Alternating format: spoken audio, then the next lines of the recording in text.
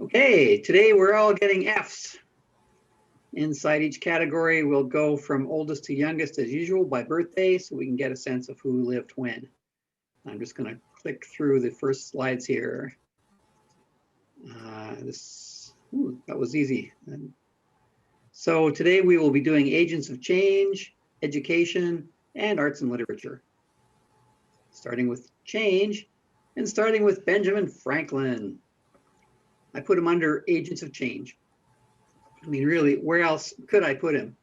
I mean, where else couldn't I put him? He's my most important F in government and in science. And under arts and literature, his only competition is Buckminster Fuller. So agent of change it is. So first question, was he a Unitarian? Yes, by association and by theology. For association, he attended the services of Theophilus Lindsay and Joseph Priestley, two early Unitarian giants. And for theology, here are Ben's words late in life. I believe in one God, creator of the universe, that he governs it in his providence, that he ought to be worshipped, that the most acceptable service we can render to him is doing good to his other children, that the soul of man is immortal and will be treated with justice in another life, respecting its conduct in this. These I take to be the fundamental principles of all sound religion, and I regard them, as you do, in whatever sect I meet with them. As to Jesus of Nazareth, I think the system of morals and his religion, as he left them to us, the best the world ever saw or is likely to see. But I apprehend that it has received various corrupting changes, and I have, with most of the present dissenters in England, some doubts as to his divinity. Though it is a question I do not dogmatize upon, having never studied it, and think it needless to busy myself with it now, when I expect so soon an opportunity of knowing the truth with less trouble, unquote.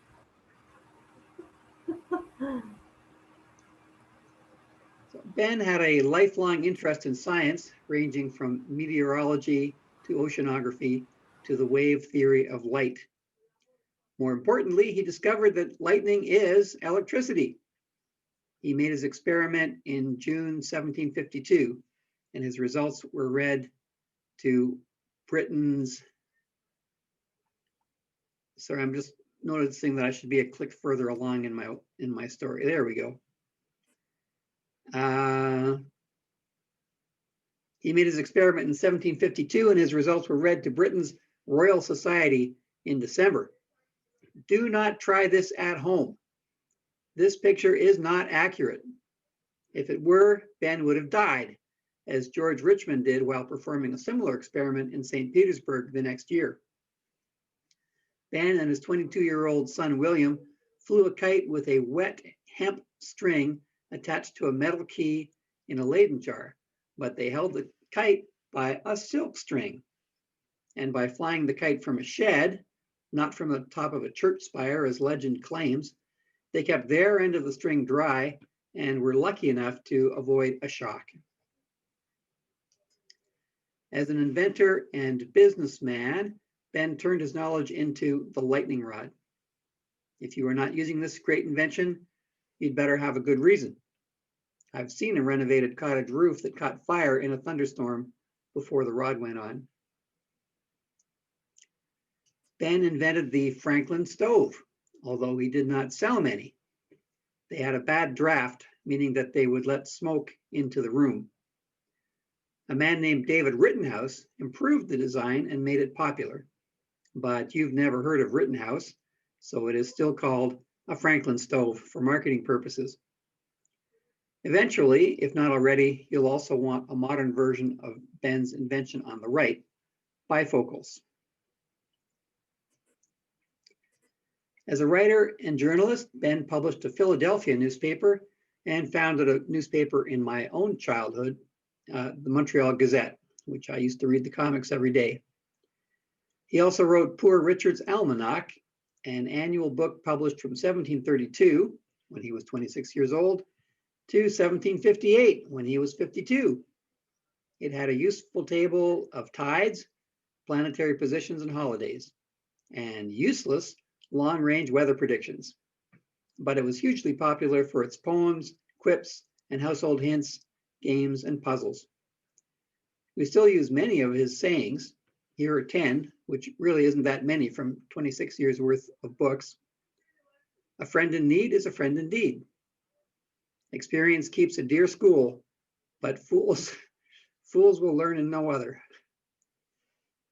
Fish and visitors stink in 3 days. Speak little, do much. What you would seem to be really. Search others for their virtues, thyself for thy vices. 3 may keep a secret if 2 of them are dead. Lost time is never found again. Love your enemies, for they tell you your faults. And in the affairs of this world, men are saved not by faith, but by the lack of it. Many a bon mot. And now a political quote. They who can give up essential liberty to obtain a little temporary safety deserve neither liberty nor safety. In his 50s, Ben moved from journalism to politics. He was a major mover in the push for American independence. He created this well-known cartoon in 1754 during the French and Indian War, but it was recycled for the Revolution. For those on the phone, it's the picture of the snake chopped up into 13 pieces, join or die. Ben was the ambassador to France from the US, France being a decisive ally in the War of Independence. It was a crucial job, even if this picture showing Ben surrounded by ladies in the court don't make the job look too onerous. However, he somehow lost, or perhaps spent, 100,000 pounds of government funds while in France. I can't explain that because Ben refused to explain it. When Congress called him to account for it, he quoted the Bible, quote, "Muzzle not the ox that treadeth out his master's grain," unquote. And Congress never mentioned it again. As the president of Pennsylvania, that was a real thing, Ben hosted the Constitutional Convention of 1787 in Philadelphia. James Madison wrote the draft, but Ben gave a passionate speech that convinced the majority of the convention delegates to sign it. Ben himself is the only man to have signed all 4 of the US founding documents: the Declaration of Independence, the Treaty of Alliance with France, the Treaty of Paris that ended the war, and the Constitution. The United States is very far from perfect, but its Constitution is amazing, even if the current president has never read it. It's the model for dozens of constitutions around the world. It is neither the rule of one nor the rule of many, but a republic, which is the rule of law. It's based on John Locke's social contract theory. It combines excellent elements from the British constitutional monarchy and the Roman Republic and the Iroquois Confederacy. I guess I should say the Haudenosaunee Confederacy nowadays.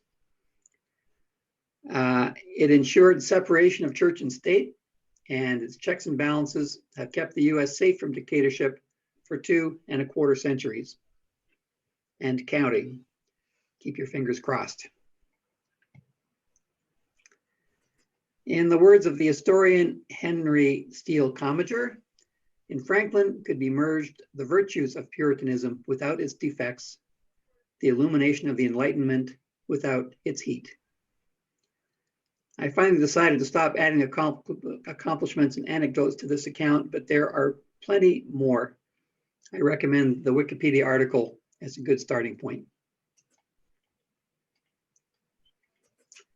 On we go to William Henry Furness, F-U-R-N-E-S-S. Our other agents of change today are 2 of the many Unitarians who worked for the abolition of slavery in America. This guy is William Henry Furness, a Philadelphia minister. He urged full rights for African Americans and for Jews.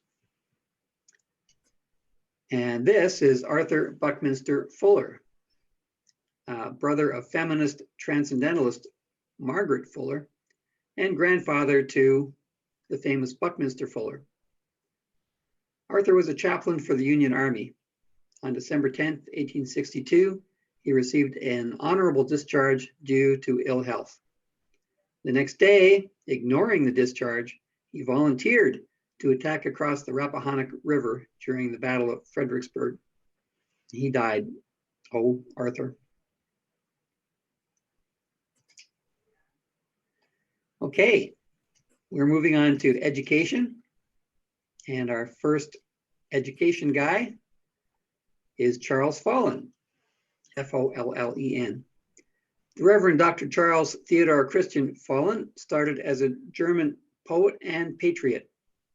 Young Karl, as Charles was called in Germany, spent a year as a Hessian soldier fighting Napoleon, not, of course, the Americans.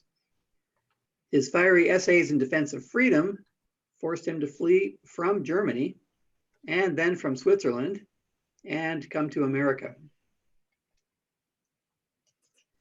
In 1828, he married Eliza Lee Cabot, daughter of a prominent Boston family, whom we'll see in the next section as an author and abolitionist. Charles joined the Harvard faculty as a professor of German. He became a Unitarian minister and friendly with the Transcendental Club, introducing them to German Romantic thought.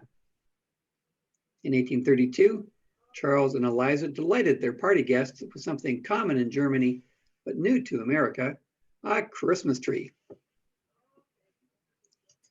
As far as I know, it was the first in America, but I wouldn't swear it on a stack of Bibles. In 1835, Charles lost his professorship and suffered ostracism. Why?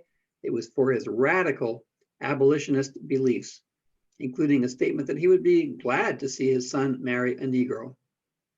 In 1835, even many Unitarians weren't yet ready for that. We are all radical abolitionists today, including me, I assure you, so we may not understand the challenge they posed to their contemporaries. For a parallel today, suppose you attend a liberal gathering where everyone agrees that the system is rigged and rich people are not paying their share of taxes. Sounds like a fairly ordinary conversation. Then someone stands up and says the state should just seize all the companies and give them to the workers without compensating the owners. I think we can agree that a liberal Canadian gathering just had its collective mind blown. That is how the Fallons sounded to many Bostonians in the 1830s. Having lost his position at Harvard, Charles was ordained a Unitarian minister at age 40. In 1840, he broke off a lecture tour in New York and took the steamship Lexington to Boston for the dedication of a new church. Sadly, his ship caught fire and sank in a storm in Long Island Sound. By the way, this memorial scene of the disaster was the first big seller for Unitarian lithographer Nathaniel Currier, as in Currier and Ives. I am sorry to say that due to Charles's radicalism, his friends in Boston could not even find a church willing to hold his memorial service. But today, the church he was sailing to dedicate is called Fallen Church. It's the oldest church in Lexington, Massachusetts. It was dedicated on January 15th, 1840, one day after the tragic death of its designer and first minister, Charles Follen. And we're on to arts and literature, which is a fairly big section today. First is Joseph Fawcett, a London minister who declared for Unitarianism in 1787. He helped us get off on the right foot in England. His sermons were attended by genteel crowds and were much admired. At age 37, he quit the ministry to be a poet, and again he was well received. Here are portraits of a few of his famous fans: Wordsworth, Priestley, Mary Shelley's dad, William Godwin, and William Hazlitt.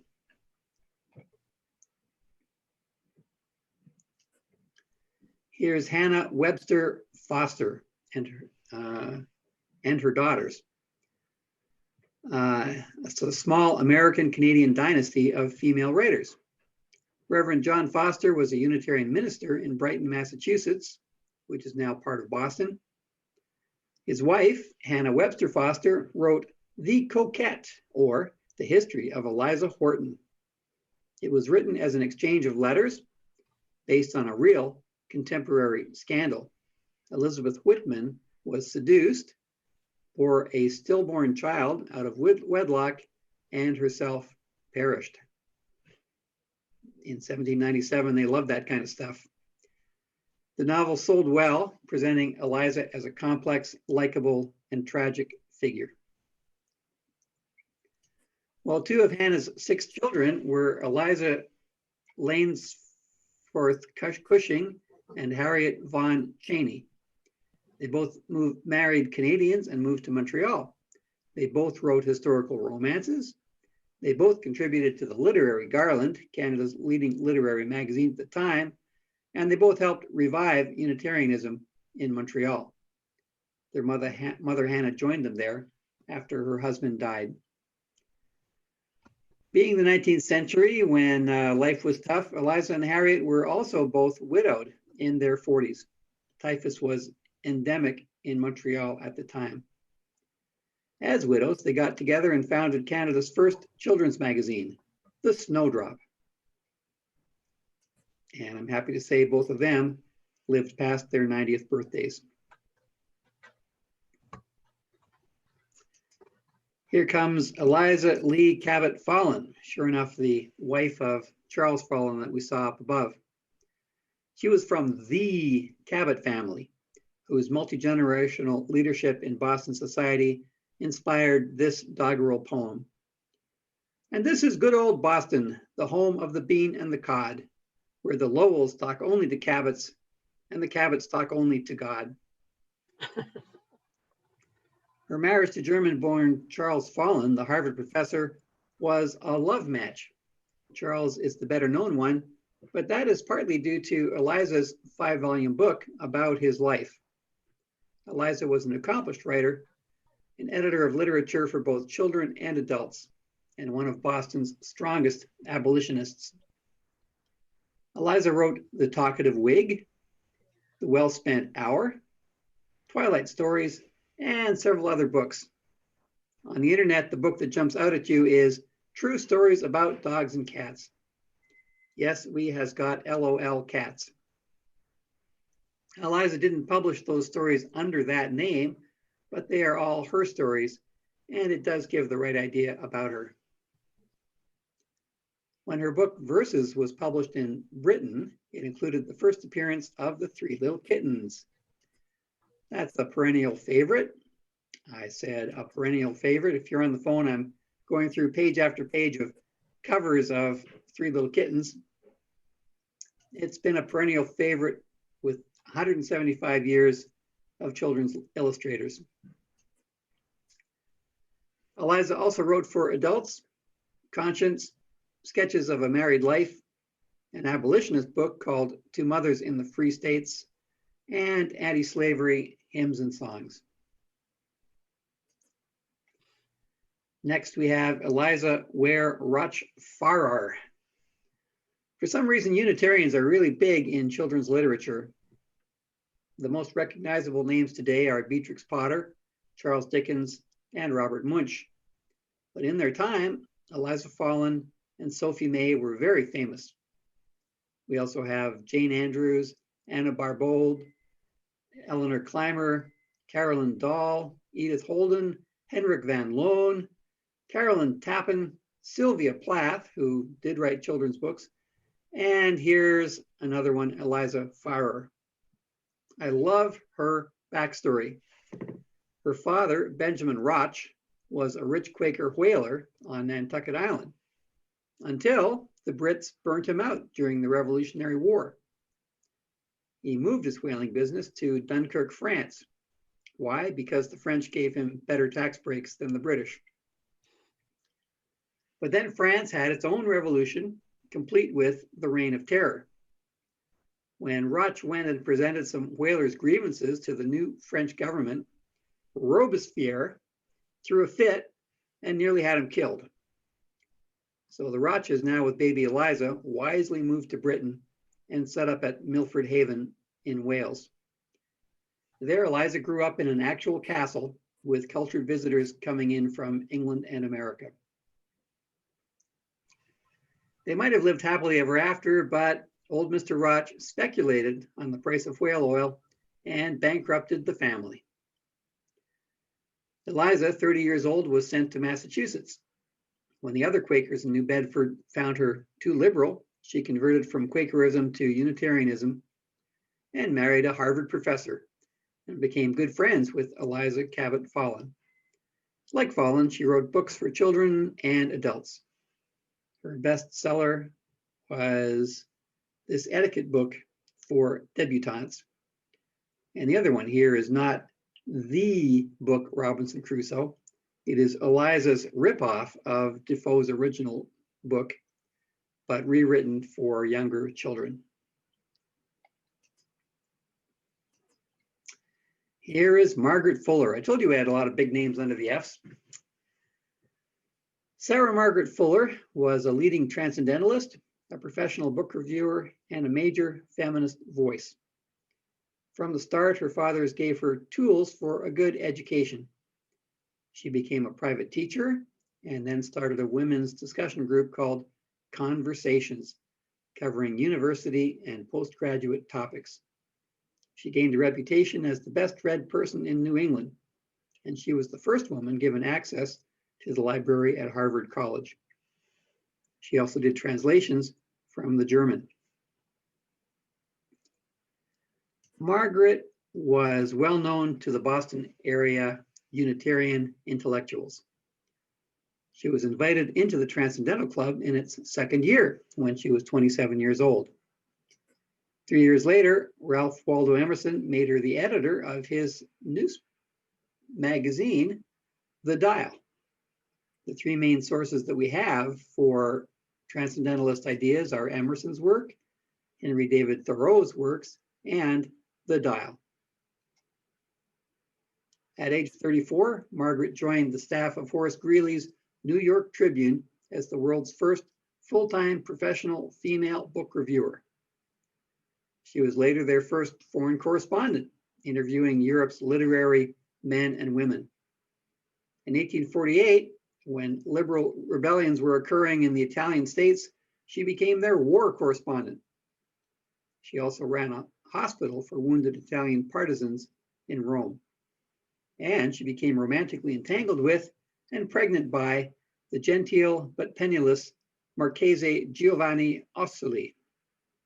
So really her name is Margaret Fuller Ossoli, but she's known as Fuller. In 1843, before leaving for Europe, Margaret published Woman in the 19th Century. It's America's foremost 19th century feminist work, still available in many editions. Here's a quote. "If you ask me what office they may fill, I reply, any. I do not care what case you put. Let them be sea captains if they will. In honor of which I give you Molly Cool, 1939, North America's first woman sea captain." So don't ever let them tell you that you can't change the status quo. Ironically, Fuller died at age 40 due to a bad sea captain. When she was returning from Europe with her new husband and her young child, the regular captain died of smallpox. The first mate took command, but he ran the ship aground on a sandbar at Fire Island, a long, thin island off Long Island's south shore. Most of the passengers escaped, but Margaret and her family remained on board. They were just 50 yards from shore in full view of locals who had come with wheelbarrows to salvage cargo that fell off the ship. But at last, a large wave carried them off the deck and drowned them. Here comes James T. Fields. He was a New England poet and publisher who befriended and published many Unitarian writers and poets, He was the second owner and the longtime editor of The Atlantic Monthly, which you probably know still publishes today under the name The Atlantic. His father, a sea captain, died before James turned 3, but James was well raised by his mother, his aunt, and his uncle. He was a bookman from the start, apprenticed to a Boston publishing house at age 14, and he was a poet from age 20. At age 22, he became junior partner with William Ticknor. Ticknor handled the business side for both the publishing and the retail bookstore. James was the people person, the literary agent. He found great authors and made them his friends. Years later, Nathaniel Hawthorne would write, "I care more for your good opinion than for that of a host of critics, and I have excellent reason for so doing, inasmuch as my literary success, whatever it has been or may be, is the result of my connection with you," unquote. Ticknor and Fields worked out of the old corner bookstore in downtown Boston, and it became a meeting place for authors like Henry Wadsworth Longfellow, Ralph Waldo Emerson, Nathaniel Hawthorne, and Oliver Wendell Holmes Sr. Also Charles Dickens when he was in Boston. Ticknor and Fields published several British authors and paid them royalties in a time when many American publishing houses just pirated their work. James was an unlucky bridegroom. He got engaged at age 26, but his fiancée died of tuberculosis the next year. He married her sister at age 32, but she too died of TB in 1 year. He left the US and traveled in Europe. Third time was a charm. At age 36, he married the 20-year-old author Annie Adams, whom we'll see actually in our next biography. James retired from publishing at age 53 to write and to go on the lecture circuit. He's an easy poet to read, and I'll give you one of his poems from 1849. Pretend you're a friend of Margaret Fuller and have just heard of her shipwreck death, or that you remember Charles Follen's death in the fire aboard the steamship Lexington. This poem is Ballad of the Tempest. We were crowded in the cabin, not a soul would dare to sleep. It was midnight on the waters, and a storm was on the deep. 'Tis a fearful thing in winter to be shattered by the blast, and to hear a rattling trumpet thunder, "Cut away the mast!" So we shuddered there in silence, for the stoutest held his breath, while the hungry sea was roaring, and the breakers talked with death. As thus we sat in darkness, each one busy with his prayers, "We are lost," the captain shouted as he staggered down the stairs. But his little daughter whispered as she took his icy hand, "Isn't God upon the ocean just the same as on the land?" Then we kissed the little maiden, and we spake in better cheer, and we anchored safe in harbor when the morn was shining clear. So I like that poem. And apparently the quote, "We are lost," the captain shouted as he staggered down the stairs, was a 19th century meme. People would yell it out for any small calamity. James enjoyed his post-publishing life for 8 years and then suffered a stroke. He recovered for a time, but died at the too young age of 63. Here comes Annie Adams Fields, his last and long-lasting wife. She was an author, a Boston literary hostess in the tradition of Margaret Fuller, and a major influence on her husband's business as publisher of the Atlantic magazine. Annie was also a philanthropist and reformer who established an inexpensive house for unmarried working women called the Lincoln Street House. And in the 1870s, she founded a chain of non-profit coffee houses, the Holly Tree Inns, offering inexpensive and nutritious meals at cost. Imagine if that chain had survived and spread 85 years before McDonald's. Annie was 47 when James died. After that, she lived with the author Sarah Orne Jewett, a longtime friend of Annie and James. They may have been lovers, I don't know. The 19th century had a thing called romantic friendship, in which same-sex couples lived together and hugged and kissed as family members do. Back then, some people probably wrongly assumed that such couples never had a sexual relationship. Nowadays, some people wrongly assume that they all did. I just don't know. Edward Fisher. Whoa, I better click to the next picture. There he is. Edward Fisher was a conductor, a music teacher, and an organist.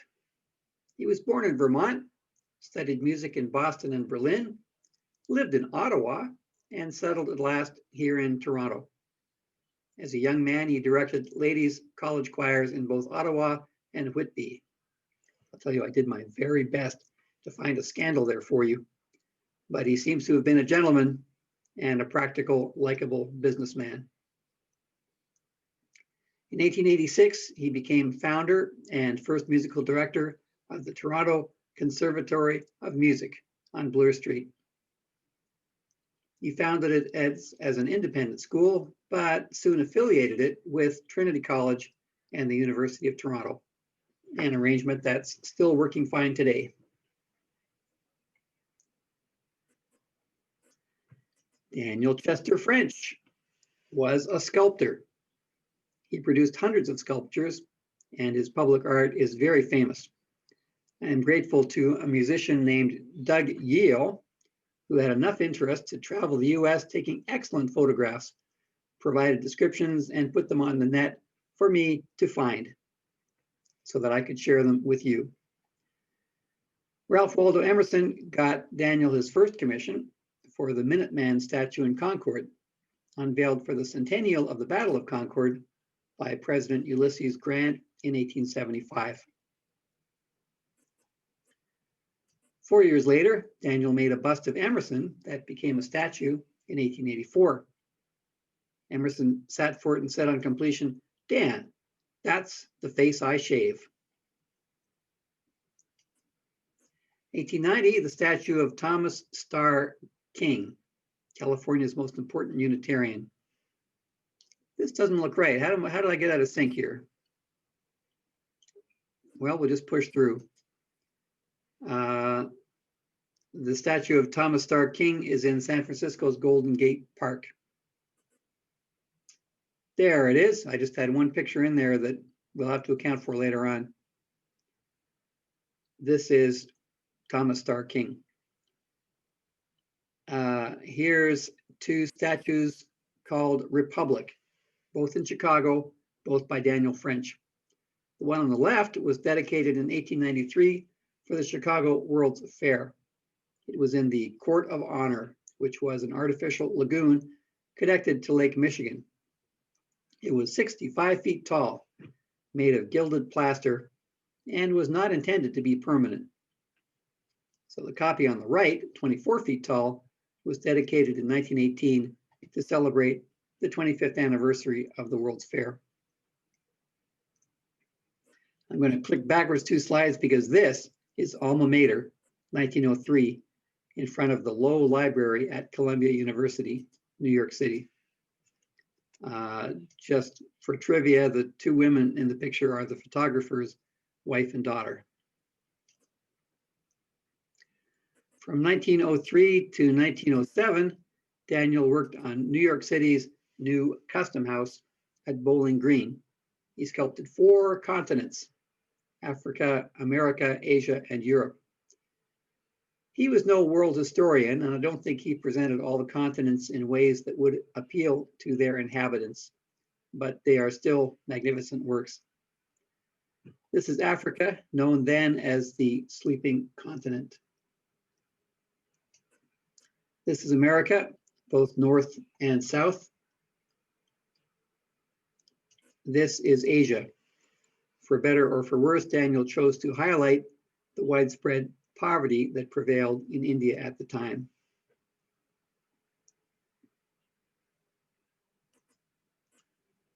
And this is Europe. More art. This is the Henry Wadsworth Longfellow Memorial in 1913. Here is abolitionist Wendell Phillips in Boston. And Daniel's most famous work, I'm sure you recognize it if you're not on the phone, his seated statue of Lincoln in Washington's Lincoln Memorial. It is 18 feet tall, commissioned in 1911, carved in 28 sections from Georgia marble, and installed in 1922. The last one I'll show you, Casting Bread Upon the Waters, 1924. It's a Boston memorial to philanthropist George White. This photo was done by Maya Bell in 2009. You can see fresh fruits on the plate held by the angel. Fresh fruit is often placed on the statue, sometimes by a particular homeless man who sometimes sleeps at the base. So as I said, hundreds of statues. My thanks again to Douglas Yeo for most of the photographs. Our new guy now is Arthur Foote, a composer of classical chamber music and one of the, quote, Boston Six, unquote. I must admit, unless you really know your classical music, you haven't heard of the other five either. The Chamber Music Journal wrote, quote, if his name is not entirely unknown, it is fair to say that his music is. This is a shame, unquote. Of his Opus 38 piano quintet, they said, quote, the scherzo is particularly fine and the rousing finale is beyond reproach, unquote. There we go, one of our underappreciated Unitarians, apparently. Here's Fanny Farmer. Actually, I heard someone talking about Fanny Farmer's cookbook on the radio just last night. Fanny Merritt Farmer invented the cooking terms teaspoon, tablespoon, and level cupful. Because her recipes contain exact measurements, hers is considered the first modern cookbook. From a good Boston family, Fanny had intended to go to teacher's college. Alas, she was paralyzed by either polio or a stroke at age 16 and had to remain at home for several years. Being 16 seems like polio is more likely than a stroke, doesn't it? She eventually regained the use of her legs, but she did walk with a limp for life. At age 30, she entered the Boston Cooking School with a curriculum of nutrition, chemical analysis of food, cleanliness, household management, and diets for the sick and the well. She was a top student, and she stayed to become assistant to the director and then principal. Her publisher did not see a market for her cookbook, and Fanny had to pay to get the first edition of 3,000 books printed, but not for the second or the third or subsequent printings.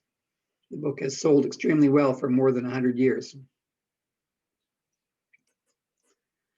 Fanny opened her own school in 1902 and wrote a regular column for Women's Home Companion, and eventually gave nutrition courses to doctors and nurses at Harvard Medical School. She took to a wheelchair at age 51, but continued to work until her death at 57.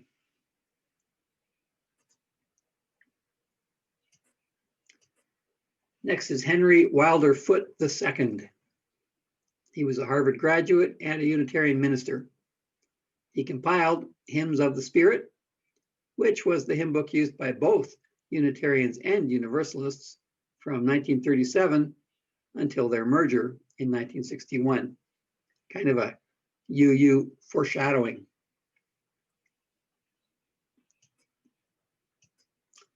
Buckminster Fuller. I personally learned about Richard Buckminster Fuller in 1967 as the architect of the geodesic dome at Montreal's Expo 67. But he was already famous by then. Bucky attended Harvard, but did not complete a degree. He was expelled twice, once for partying himself into insolvency with a vaudeville troupe, and once for, quote, irresponsibility and lack of interest, unquote. Well, this was not the happy kind of expulsion that you see in some biographies that lead to instant success. Fuller paid his dues in various manual jobs, which at least gave him a good grounding in mechanics and materials. But he lost the life of a young daughter to polio and spinal meningitis, perhaps due to the unhealthy lower class living conditions that they suffered under. In 1927, at age 32, he and his father-in-law failed at a business venture to build cheap, healthy housing. At this point, he was drinking heavily. However, he had an epiphany that year and turned his life around. He moved his family to Greenwich Village, where he did construction and gave informal lectures at a bohemian cafe. He met architect Isamu Noguchi and worked on projects with him for the rest of his life. Then, being a grandnephew of Margaret Fuller and related to other wealthy Fullers, he received an inheritance that let him start new and successful projects. In the late 1940s, he produced an improved geodesic dome. It was picked up by the US military, and that secured his fortune. He was involved in other projects, including what he called the Dymaxion car and the Dymaxion house. But bigger and better domes continued to be his claim to fame and fortune. I feel like I'm behind on my clicks, but that's the first one I've got noted in my script. There's his Dymaxion house, and there's his Dymaxion car. Bucky was also an author, futurist, and environmentalist. He wrote, whoa, I have clicked too far. You know what I'm doing? I had him in the architect show, and it looks like I need to import all my pictures from that show into my F story to get a better coverage of Buckminster Fuller. But never mind. Bucky was also an author, futurist, and environmentalist. He wrote Operation Manual for Spaceship Earth. In addition to 30 books, he wrote one of history's most comprehensive lifetime diaries, 270 feet of shelf space, currently kept at Stanford University. He was Humanist of the Year in 1969, and he was World President of Mensa from 1974 until his death at age 88 in 1983. His epitaph, Call Me Trim Tab, refers to the trim tab on large ship rudders. The ballot turns the trim tab, and the trim tab turns the rudder, and the rudder turns the ship. In the same way, Bucky firmly believed in the ability of one person to change the world. Our next story is Blair Fraser, born in Nova Scotia and worked for 15 years as a Montreal newspaper reporter.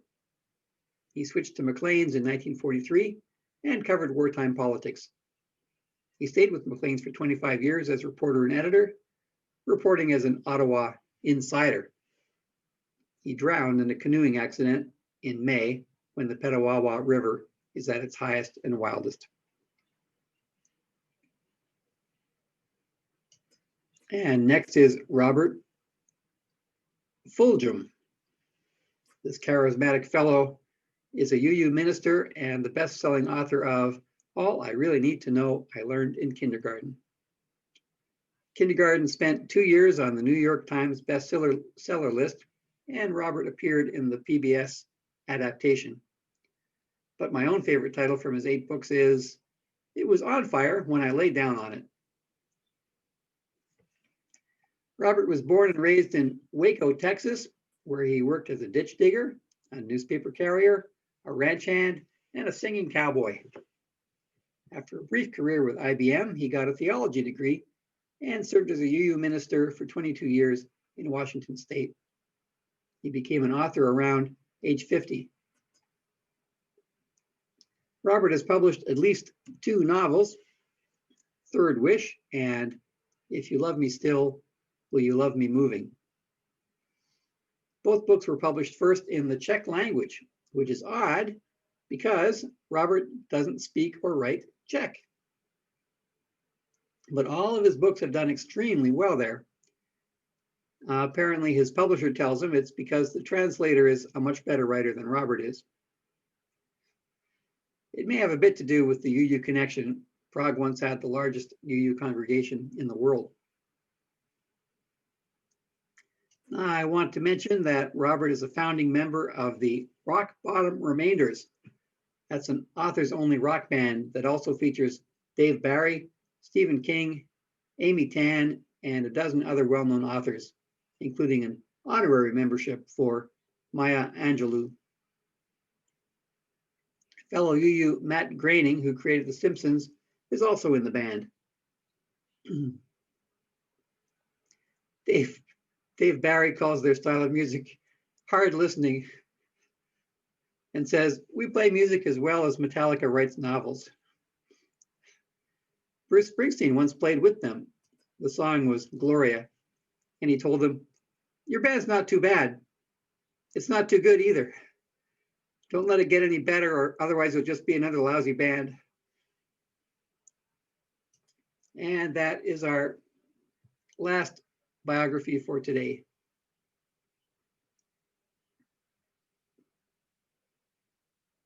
Which is why I'm going to stop